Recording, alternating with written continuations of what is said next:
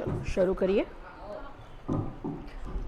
ओम सहनाववतु सहनौ भुनक्तु सह वीर्यङ्करवावहै तेजस्विनावधीतमस्तु मा विद्विषावहै।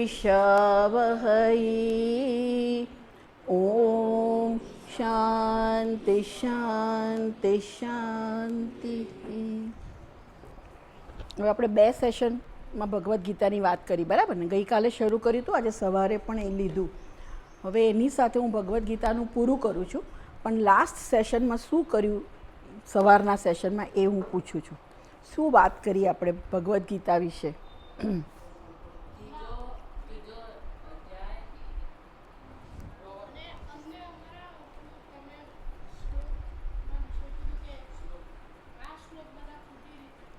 કરે છે ભગવદ્ ગીતા વિશે બીજી ઓવરઓલ શું વાત કરી? શું કરવાનું? ફળની આશા ના રાખો. ફળની આશા ના રાખો નહીં, ફળ જે આવે એને ઈશ્વરના પ્રસાદ તરીકે સ્વીકારો. પણ કંઈ પ્રયોજનથી કર્મ કરવાનું, બરાબર ને? અને કર્મ કરવાનું કે નહીં કરવાનું? કેવી રીતે કરવાનું? સારામાં સારી રીતે કર્મ કરવાનું. અને આપણે જ્યાં હોઈએ એ સિચ્યુએશનમાં આપણે બધાને મદદરૂપ થવાનો પ્રયત્ન કરવાનો. ને આખો દિવસ ગણતરી કરીએ ને કે આ કર્મ કરવાથી મને શું લાભ, આ કરવાથી મને શું લાભ, એ આપણો આંતરિક વિકાસ ના કરે, બરાબર? આપણો આંતરિક વિકાસ એ કરે નહીં. હવે આપણે જે આપણી પાસે આજનો એક ક્લાસ, આવતીકાલના બે, આવતીકાલે કદાચ આપણે બે ના પણ લેવાય, એક ક્લાસ પણ લેવાય, પણ જે બે ક્લાસ આપણા રહ્યા છે આ અને એના પછીનો, એ બે ક્લાસમાં ખાલી આપણે હિન્દુ ધર્મની જે માહિતી મેળવી એમાં એક વસ્તુ મારે કહેવાની બાકી છે જે તમે જાણવી જોઈએ. એ ધર્મ, અર્થ, કામ અને મોક્ષ, એની વાત કરીશું અને મૂલ્યોની વાત કરીશું, બરાબર છે? જેમાં આપણે 4 આશ્રમ જોયા, 4 વર્ણ જોયા, એવી રીતે હિન્દુ ધર્મ પ્રમાણે 4 પુરુષાર્થ. પુરુષાર્થ એટલે શું ખબર છે? આપણે જે જીવનમાં જે મહેનત કરીએ ને, કંઈ પણ જે આપણે કામ કરીએ છીએ એ 4 પ્રયોજનથી કરતા હોઈએ છે. બધા જ માણસો across the world, around the globe, આપણે જે પણ આપણે કામ કરીએ તો આપણે જે પ્રયોજનથી કામ કરીએ એ 4 પ્રકારના પ્રયોજન. બેટા હું તને જગ્યા બદલાઈશ. તમે 2 જણા, તું પીળું ટી શર્ટ અને બ્લુ ટી શર્ટ, તમે બહુ શાંતિથી બેસજો ક્લાસમાં. અત્યારે નથી કરી, પણ હંમેશા તમે લોકો 2 જણા વાતો કરતા હો છો, આગળ પાછળ ફરતા હોવ છો. તો જેટલા લોકો, દુનિયાના બધા માણસો જે કામ કરે છે એને આપણે ક્લાસિફાય કરવાનું હોય કે બધા કયા પર્પઝથી કામ કરે છે, તો 4 પર્પઝ છે: ધર્મ, અર્થ, કામ અને મોક્ષ. હિન્દુ ધર્મ પ્રમાણે આ વાત કરે છે, બરાબર? હવે તમે આ નામ સાંભળ્યા છે? ધર્મ, અર્થ, કામ, મોક્ષ સાંભળ્યું છે? શું સમજણ છે તમારી એના વિશે? અર્થ એટલે શું?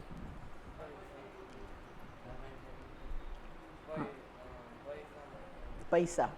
પછી ધર્મ, ધર્મ એટલે ડ્યુટી. પછી અર્થ એટલે પૈસા. પછી કામ એટલે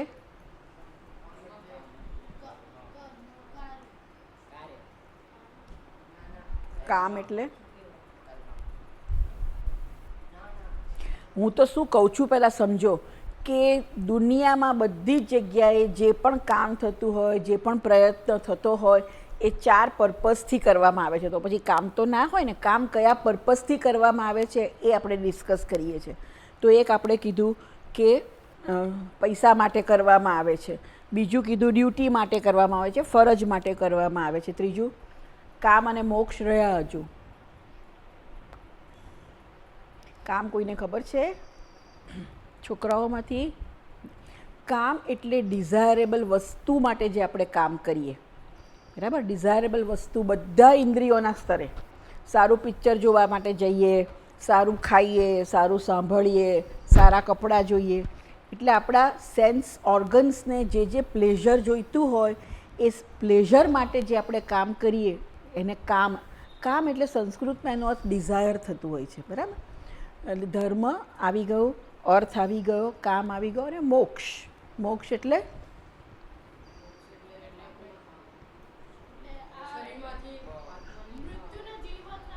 મોક્ષ એટલે મોક્ષનો શબ્દાર્થ જોઈએ તો મુક્તિ. એટલે આપણે આત્માનું જ્ઞાન મેળવીએ, ઈશ્વરનું જ્ઞાન મેળવીએ કે ઈશ્વરનો સાક્ષાત્કાર કરીએ, એ માટે જે પ્રયત્ન થાય એને મોક્ષ કહેવામાં આવે છે. બરાબર? એટલે જે લોકો થાય કે ના, મારે હવે ઉપનિષદનો અભ્યાસ કરવો છે, આત્માનું જ્ઞાન મેળવવું છે, મને જપ કરીને મારે કોન્સન્ટ્રેશન પ્રાપ્ત કરવું છે જેથી હું ઈશ્વરનું અનુસંધાન કરી શકું, તો એ જે થાય છે એ બધું મોક્ષને અંતર્ગત. બરાબર? તમે એમ મોટા થઈને વિચારશો કે મારે શાસ્ત્રનો અભ્યાસ કરવો છે, કે સ્વામીજી જેવી વ્યક્તિ જે કશું કમાતી નથી, જેને કોઈ વસ્તુઓ નથી જોઈતી, પણ એ પોતે શું કરે છે, મોક્ષ માટે, મોક્ષ પ્રાપ્તિ માટેનો પ્રયત્ન બીજા પાસે કરાવડાવે છે અને એમને મોક્ષ અથવા તો ઈશ્વરનું જ્ઞાન છે. બરાબર ને? તો એ રીતનું જીવનમાં આપણા બધા જ પ્રયત્નોને હિન્દુ ધર્મ પ્રમાણે આપણે 4 કેટેગરીમાં આપણે ડિવાઈડ કરીએ છીએ. બરાબર? અર્થ એટલે પૈસા મેળવવા, ધન, સમૃદ્ધિ બધું પ્રાપ્ત કરવું. બરાબર ને? ધન અને સમૃદ્ધિ હોય તો એના દ્વારા આપણે બંગલો છે, ગાડી છે, કમ્ફર્ટના સાધનો આપણે ખરીદી શકીએ. તો મનુષ્ય એક અર્થ માટે કામ કરતો હોય છે. બીજું સેન્સ્યુઅસ પ્લેઝર માટે કામ કરતો હોય છે. પિક્ચર જોવા જઈએ, બધા ભેગા થઈને પાર્ટી કરીએ, સરસ સરસ ખાઈએ, તો એક વસ્તુ હોય છે. ત્રીજું ધર્મ. એટલે ધર્મને માર્ગે, એટલે જે આપણે ચૈતન્ય ને તારું નામ બેટા, એને કીધું કે ડ્યુટી, ફરજ, કર્તવ્ય, એ બધું ધર્મમાં જાય. અને આપણે જે મૂલ્યોની વાત કરીશું ને, એ મૂલ્ય, ધન કમાવાનું પણ કરપ્શન કરીને નહીં, ધર્મના આધારે પ્રામાણિકતાથી ધન કમાવાનું, તો એ બધું ધર્મ છે. મૂલ્યોનું પાલન કરવું, ફરજ પ્રમાણે, કર્તવ્ય પ્રમાણે કર્મ કરવું. એટલે આપણે એમ કહે છે કે ધર્મ અને અર્થનો અર્થ અને કામ એનો વાંધો નથી. તમે પૈસા કમાવો એનો વાંધો નથી, આનંદ પ્રમોદ કરો એનો વાંધો નથી, પણ બધું ધર્મના માર્ગે હોવું જોઈએ, કરપ્શન કરીને નહીં. તો એ હિન્દુ ધર્મ પ્રમાણે યોગ્ય નથી. તમે કોઈનું પડાવી લીધું, કોઈનું ઝૂંટવી લીધું, અપ્રામાણિકતાથી પૈસો ભેગો કર્યો, લાંચ લઈને પૈસો ભેગો કર્યો, જે વસ્તુની કિંમત 10,000 થતી હોય એના 20,000 લઈ લીધા, તો એ રીતે જે તમે કમાઓ છો તો એ ધર્મનું પાલન તમે કરતા નથી. બરાબર? અને બીજું ધર્મની અંતર્ગત પૂજા પાઠ એ બધું પણ આવી જાય. અને મોક્ષ એટલે જીવનમાં આપણે મોક્ષ માટેનું પણ કાર્ય કરવું જોઈએ. એવું નહીં કે મોટાભાગના લોકો સમજતા નથી, એટલે ધર્મ અને અર્થમાં એમની જિંદગી પતી જાય છે. બરાબર? પૈસા કમાવાના, પછી પૈસા પ્રમાણે બધી મજા કરવાની, બસ જિંદગી પૂરી. પણ મનુષ્યનું જિંદગી ખાલી કામ અને અર્થ માટે નથી. ધર્મ અને મોક્ષ એ પણ મનુષ્યના જીવનના ધ્યેય છે. બરાબર? એટલે જીવનની અંદર ધર્મનું પાલન પણ હોવું જોઈએ, દેવતાઓની પૂજા ને બધું પણ હોવું જોઈએ, અને મોક્ષ માટેનો પ્રયત્ન પણ હોવો જોઈએ. અને મોક્ષ માટેનો પ્રયત્ન એટલે આપણા શાસ્ત્રનો અભ્યાસ. એટલે આ તમારે મનમાં રાખવાનું કે ખાલી અર્થ અને કામ, બધાને એવું હોય છે કે હું મોટો થઉં, સરસ નોકરી મળે, પૈસા કમાઉં, પછી મારું ફેમિલી ઊભું થાય અને મજા કરીએ. એટલે બધા લોકોને એ જ હોય છે કે ભાઈ ચલો આજે આ વખતે ઓસ્ટ્રેલિયા ફરવા ગયા, તો બીજી વખતે માલદીવ ફરવા ગયા, અને પછી કંઈ બાલી ગયા, અને બસ અર્થ અને કામમાં આપણું જીવન પૂરું થઈ જાય છે. ખરેખર અર્થ અને કામ તો ખાલી 2 જ વસ્તુ છે. બાકીના 2 વસ્તુ માટે પણ આપણે જીવનમાં બાકીની 2 વસ્તુ પણ હોવી જોઈએ. ધર્મમય આપણું જીવન હોય, અને મોક્ષ, મનુષ્યનું ફાઇનલ ધ્યેય છે મોક્ષ, ઈશ્વરનું જ્ઞાન પ્રાપ્ત કરવું, જે આપણે મનુષ્ય યોનિમાં જ કરી શકીએ, કૂતરા બિલાડા ના કરી શકે. તો આપણને બધા એવું તો તમે સાંભળ્યું છે કે મનુષ્ય જન્મ બહુ પ્રેશિયસ છે, એવું સાંભળ્યું છે ને બધાએ. અને આપણે કેટલી બધી યોનિમાંથી ફરીએ પછી આપણને મનુષ્ય જન્મ મળતો હોય છે. ખૂબ પુણ્ય આપણું ભેગું થયું હોય તો મનુષ્ય જન્મ મળે. એટલે મનુષ્ય જીવનનું જે કર્તવ્ય છે એ આપણે ના કરીએ તો આપણો જન્મ વ્યર્થ ગયો. મોજ મજા તો પશુ પક્ષીઓ પણ કરતા હોય છે એમની રીતે. બરાબર? પણ એટલે એમને બીજું કંઈ ભણવાનું કર્યું હોતું નથી, ખાધું, ઊંઘી ગયા. તો આપણે એવું જીવન જીવવાનું છે, કૂતરા બિલાડા પશુ પક્ષી જેવું જીવન જીવવાનું છે કે બેટર? કે આપણને બુદ્ધિ આપી છે, એ લોકોને બુદ્ધિ આપી નથી. તો જેમ આપણે 4 આશ્રમ વિશે જાણ્યું, 4 વર્ણ વિશે જાણ્યું, એમ હિન્દુ ધર્મમાં આ વસ્તુને 4 પુરુષાર્થ કહેવામાં આવે છે. પુરુષે પ્રયત્ન કરવાનો છે એ આ 4 વસ્તુ માટે કરવાનો છે. કઈ ફરી એકવાર બોલી જઈએ. અને મોક્ષ. હવે આપણે મૂલ્યોની વાત કરીએ છીએ. જીવનમાં વેલ્યુઝ, હિન્દુ ધર્મ પ્રમાણે વેલ્યુઝ, આપણું જીવન વેલ્યુ બેઝડ હોવું જોઈએ, મૂલ્યને આધારિત જીવન હોવું જોઈએ. હવે એક સાદી ધર્મ માટેની કે મૂલ્યો માટેની વાત એવું થાય છે, ઘણા એમ કે અમને મૂલ્યો વિશે માહિતી ના હોય તો અમે મૂલ્યોનું પાલન ના કરીએ. પણ મૂલ્યો એક એવા છે કે એમાં તમારે ભણેલા છો, અભણ છો, એ કશું જ કાઉન્ટ કરતું નથી. મૂલ્યો એટલે જે મને નથી ગમતું એ બીજાને ગમતું નથી. આપણે કોઈનું અપમાન કરીએ તો, મારું કોઈ અપમાન કરે તો મને ગમે ના, તો બીજાનું અપમાન પણ કરીએ તો આપણને ગમતું, એટલે એને ગમતું નથી. એટલે મૂલ્યો માટેનું એક સાદી ને સીધી સમજ એ છે કે જે મને નથી ગમતું એ બીજાને પણ ગમતું નથી. મારી પાસેથી કોઈ ઝૂંટવીને લઈ લે તો મને ના ગમે, તો હું બીજાનું ઝૂંટવીને ના લઉં. લેવાની જરૂર ઊભી થાય તો હું પૂછીને લઉં. બરાબર ને? આ મૂલ્યોની સામાન્ય એક સમજ છે. ઓકે, હવે જે જાણીતા મૂલ્યો છે આપણે થોડા જોઈશું. સૌથી પહેલી વાત કરીએ સત્યની. સત્ય એટલે શું? સાચું બોલવું. પછી સાચું બોલવું. આપણે જુઠ્ઠું બોલીએ છીએ, હા કે ના? હા બોલે છે, ખોટું બોલે છે, એ જ ખોટું બોલે છે. સત્યની વાત કહે છે કે હું સાચું બોલું છું, પણ બધા ખોટું બોલતા હોય છે, હે ને? હા કે ના? ખોટું કેમ બોલીએ આપણે? હે? મોટેથી બોલો ને ભાઈ, સાચું બોલો. ડર લાગે. સાચું બોલવામાં ડર લાગે. એટલે એકાદ ઉદાહરણ આપીશ બેટા? હસ તો બીજું કહો.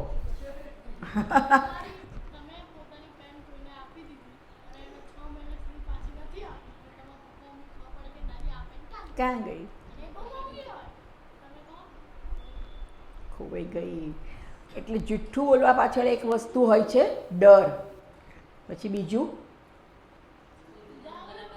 હા,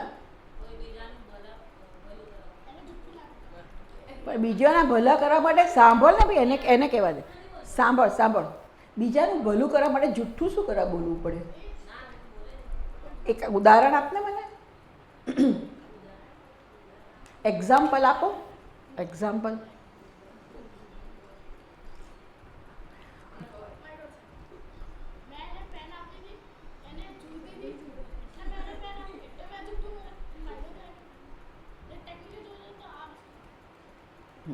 ઓકે, એમાં તે કોઈના ભલા માટે ખોટું બોલ્યો છે એવું નથી. તને ડર લાગે છે એટલે તું ખોટું બોલ્યો છું, એ વાત હકીકત છે. જો તે ખરેખર જ મદદ કરી હોય તો પપ્પા મમ્મીને કહી શકે કે એ છોકરો ગરીબ હતો, એને પેનની જરૂર હતી, મેં આપી છે. બરાબર?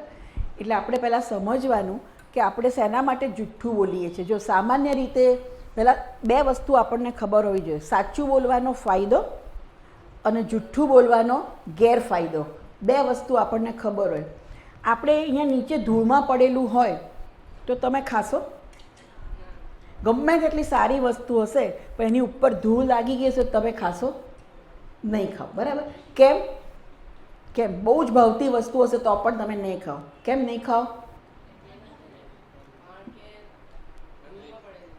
ધૂળમાં પડી જાય, ગંદી થઈ ગઈ છે એટલે હું નહીં ખાઉં. મને ભાવે છે તો પણ હું નહીં ખાઉં. તો ધૂળવાળી વસ્તુ ખાવાના ગેરફાયદા સ્પષ્ટ છે, એટલે તમે એ નહીં કરો. બરાબર છે? એટલે આપણને જ્યારે ફાયદો કે ગેરફાયદો સ્પષ્ટ હોય તો આપણે એ વસ્તુ ના કરીએ. આપણે જુઠ્ઠું કેમ બોલીએ છીએ? કે સાચું બોલવાનો ફાયદો આપણને ખબર નથી અને જુઠ્ઠું બોલવાના ગેરફાયદા પણ આપણને ખબર નથી. પણ સાચું આપણે દરેક વખતે, જો તમને ગીત ખબર હોય તો સત્ય અને બધાની મૂલ્ય, બધા જ, ખાલી આપણા ધર્મમાં નહીં, બધા જ ધર્મમાં સાચું બોલવું જોઈએ એ વસ્તુ આવે છે. બરાબર? એક ધર્મમાં સાચું બોલવું જોઈએ એ વસ્તુ આવે છે. તો આપણે એના સાચું બોલવાના પહેલાં ફાયદા જોઈએ. સાચું બોલવાના ફાયદા શું? ગમે તે સાચું બોલવા, મેં કીધું ને કે આપણને ખબર છે કે ધૂળવાળું ખાવાનું ના ખવાય, ચોખ્ખું ખાવાનું ખાવું જોઈએ, શુદ્ધ ખાવાનું ખાવું જોઈએ. તો આપણને શુદ્ધ ખાવાના ફાયદા ખબર છે એટલે આપણે શુદ્ધ ખાવાનું જ ખાઈએ છીએ.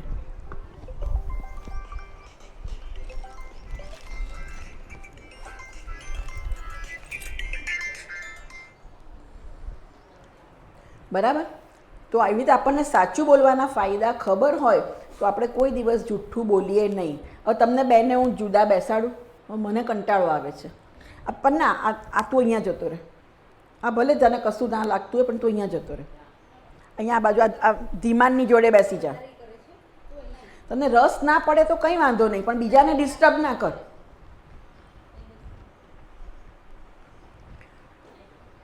હવે જરા પણ હલનચલન મને નહીં જોઈએ. આપણે બહુ સરસ વસ્તુ શીખી રહ્યા છે, તમને જીવનમાં બહુ જ ફાયદાકારક છે એવી વસ્તુ શીખી રહ્યા છે. તમને અત્યારે ખબર નહીં પડે પણ જીવનમાં બહુ જ ઉપયોગી વસ્તુ છે. હવે તમે મને એમ કહો કે સાચું બોલવાના ફાયદા શું છે? સાચું બોલવાના ફાયદા શું બેટા? આપણે સાચું બોલવાના ફાયદા શું છે?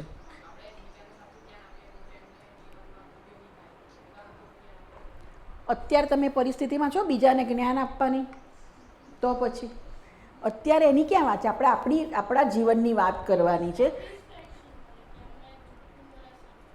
શું બેટા? સેટિસ્ફેક્શન. એ વાત સાચી, સેટિસ્ફેક્શન. સાચું બોલવાથી આપણને એક સેટિસ્ફેક્શન મળે. હા, પછી બહુ જ મોટી વસ્તુ કીધી કે આપણે ટ્રસ્ટ બીજાનો જીતી શકીએ, કે એમને વિશ્વાસ આવે કે ભાઈ આ વ્યક્તિએ કીધું છે એટલે સાચું જ કીધું હશે. એક વસ્તુ. પછી ત્રીજી, હવે પાછું ચાલુ કર્યું.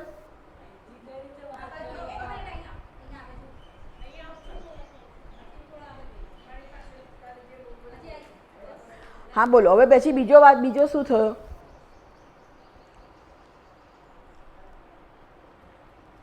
ચલો, બે કીધા છે એ પણ સરસ છે, મને ગમ્યા કે બંને સરસ કીધા છે.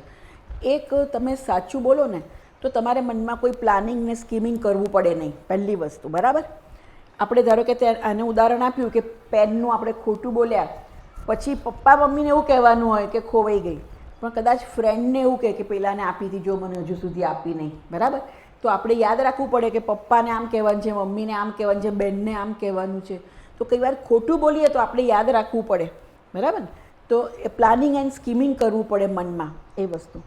બીજું, તમે ખોટું બોલતા હોય ને એટલે કોઈને પણ તમારા પર વિશ્વાસ ના આવે. જે આપણે પરમે કીધું કે ભાઈ આને કીધું, આપણે વિશ્વાસ ના આવે આપણે કંઈક બીજાને પૂછી જો ભાઈ એ કહે એટલે માની નહીં લેવાનું. ઘણા છોકરાઓ હોય છે કે આજે ક્લાસ કેન્સલ છે, આજે ક્લાસ વહેલો છે, ક્લાસ મોડો છે, પણ બધા એના પર એકદમ વિશ્વાસ ના રાખે કારણ કે એ તો ગપ્પાએ મારતો હોય. બરાબર. તો તમે કોઈના વિશ્વાસનું પાત્ર બનો નહીં. એક વસ્તુ. આ ત્રણ વસ્તુ ઉપરાંત એક વસ્તુ એવી છે કે જ્યારે હું ખોટું બોલું છું ને ત્યારે મને પોતાને ખબર છે કે હું ખોટું બોલું છું. બીજા કોઈને ખબર ના હોય પણ મને ખબર છે. બરાબર. જેમ આના ઉદાહરણમાં જ આગળ વધીએ તો પપ્પા મમ્મીને કહે છે કે મમ્મી ખોવાઈ ગઈ, એકદમ ઢીલું મોં કરીને કહે મમ્મીને કે મમ્મી ખોવાઈ ગઈ, ક્યાં મૂકાઈ ગઈ મને નથી ખબર. પણ એવું કહે ત્યારે એના મનમાં તો ખબર છે કે મેં કોઈ એક છોકરાને આપી છે. તો તમે જાણો છો બીજું અને કરો છો બીજું, તો આને સ્પ્લિટ પર્સનાલિટી કહે. તમે આ શબ્દ સાંભળ્યો છે કે નહીં મને ખબર નથી, સાંભળ્યો છે ને? આને સ્પ્લિટ પર્સનાલિટી કહે.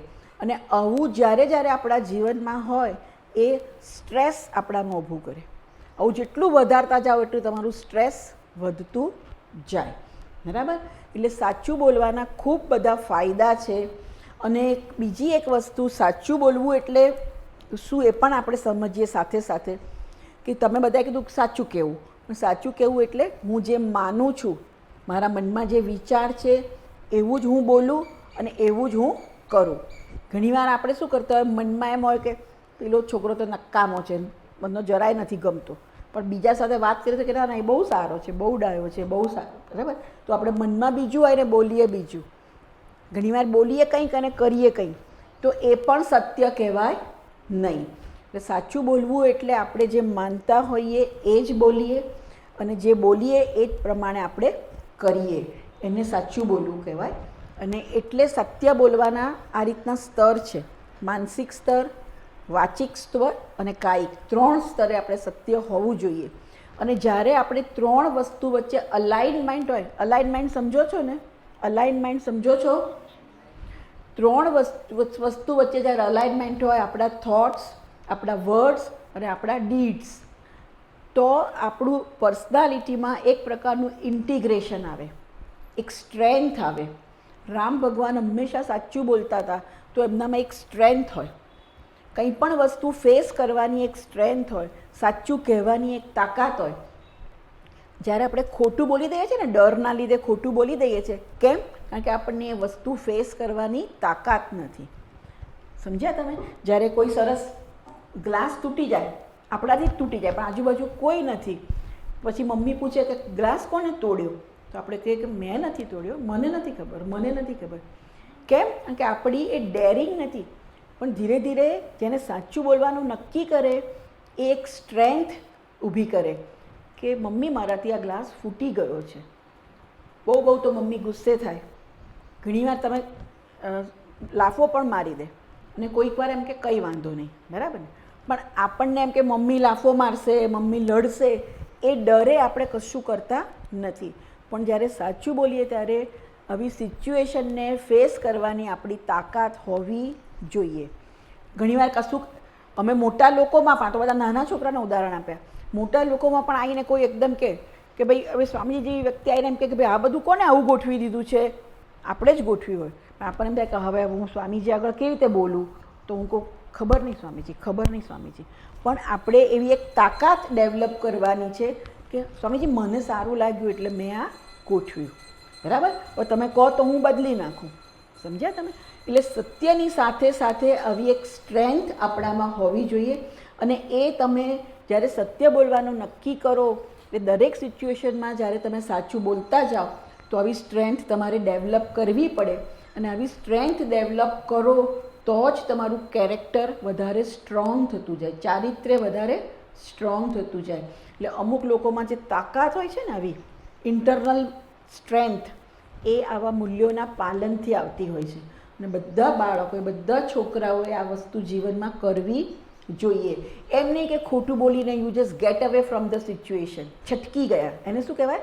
છટકી ગયા. પણ એમાં તમારું જે કેરેક્ટર છે ને, પછી જ્યારે ખરેખર જ તમે ફસાવો ને કોઈ સિચ્યુએશનમાં, કોઈ તમને રેડ હેન્ડ જોઈ લે, તમે સાચે પકડાઈ જાઓ, તો તમને સિચ્યુએશનનો સામનો કરવાની તાકાત હોતી નથી. એટલે નાનપણથી જ આવી એક ટેવ પાડવાની કે હું દરેક સંજોગોમાં સાચું જ બોલીશ. બરાબર? સમજણ પડી બધાને? ક્લિયર થયું મનમાં? હવે નેક્સ્ટ સેશનમાં આપણે પૂછીશું સાચું બોલવાના ફાયદા, ગેરફાયદા. અને હું ઈચ્છું બધા છોકરાઓ નક્કી કરે કે અમે હંમેશા સાચું જ બોલીશું. તે જે કીધું એમાં મમ્મીને કહી દેવાનું કે મમ્મી આ ફ્રેન્ડે આપી, મેં આપી છે પણ 6 મહિનાથી પાછી નથી આપી. તો કદાચ તે કર્યો એનાથી બેટર રસ્તો મમ્મી શોધી પણ શકે. એ છોકરા સાથે કે છોકરાના પપ્પા સાથે, મમ્મી સાથે વાત પણ કરી શકે. પણ અહીંયા અગત્યનો પોઈન્ટ એ છે કે કોઈ વસ્તુમાં ડરીને ખોટું બોલી દેવાનું નહીં. બરાબર? ક્લિયર થયું બધાને? ઓકે, તો આ ક્લાસ આપણે પૂરો કરીએ. નેક્સ્ટ ક્લાસમાં થોડીક મૂલ્યોની વાત વધારે કરીશું. તમે થોડા પ્રશ્ન પૂછો તો મને ગમે. આ બધી વસ્તુ એવી છે કે તમે ખરેખર એવું વિચારો કે મારે જિંદગીમાં ઇમ્પ્લિમેન્ટ કરવું છે, તો અમુક પ્રશ્ન મનમાં ઉઠે તે પૂછો તો તમને વધારે સરસ જવાબ મળશે. ચલો. ઓમ પૂર્ણમદ પૂર્ણમિદમ પૂર્ણાત પૂર્ણમુદચ્યતે પૂર્ણસ્ય પૂર્ણમાદાય પૂર્ણમેવાવશિષ્યતે. ઓમ શાંતિ શાંતિ શાંતિ. હરિ ઓમ. શ્રી